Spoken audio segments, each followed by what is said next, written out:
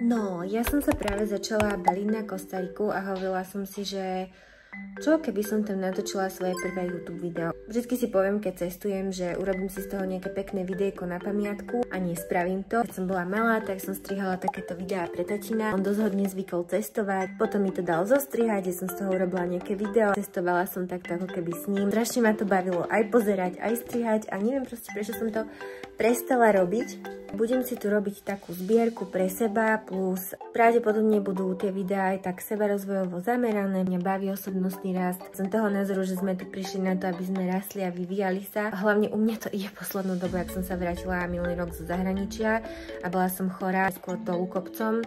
Takže aj pre mňa to bude taký nakopávač dostať sa zase naspäť do nejakej svojej formy, či už mentálnej alebo fyzickej. Ale teda prvotný zámer bolo mať takú knižnicu, kde budem mať ako keby pamiatku z tých mojich ciest.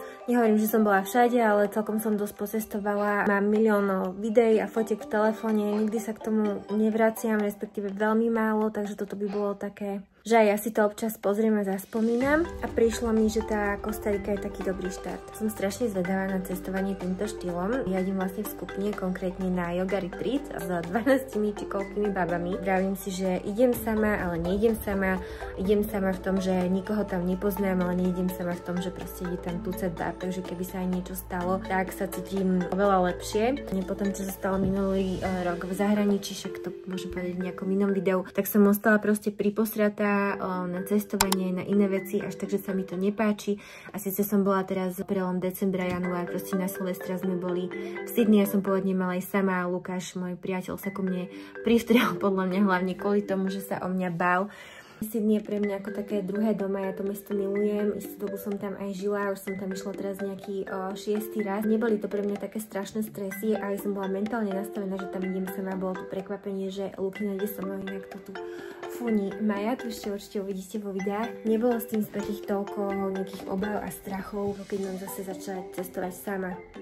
Proste je na čase prekonávať prekažky a zase dostať do tej takej svojej nebojacnejšej formy. Takže som to chcela odštartovať týmto retreatom. Celý ten trip budem natáčať na telefón, keďže mám len príručnú batožinu, tak sme váhovo obmedzení, nemohla som zobrať nejaký lepší foťák. Som si hovorila, že dobre sa mi stalo, lebo ja by som čakala na to, až budem mať perfektnú kameru, až sa naučím strih a neviem čo a natáčam na telefón, nemám teda ani perfektnú kameru, aj keď čak o tom sa dá polemizovať. Nemám skúsenosti so strihom, kedy som naposledy strihala, som možno mala 10 rokov, vtedy sú technológie úplne inde a hlavne tieto softvery. Dúfam, že do tretice už všetko dobrá, už sa si vyprdelím aj sama. Najradšej by som bola teda, keby to bolo Bali, a tam mám ešte asi rešpekt, no ale uvidíme, kam ma život odfúkne, respektíve kam ma život odfúkne. Ja mám tie opraty v rukách, kam si to ukočírujem, no uvidíme, čo z toho bude, takže čau YouTube.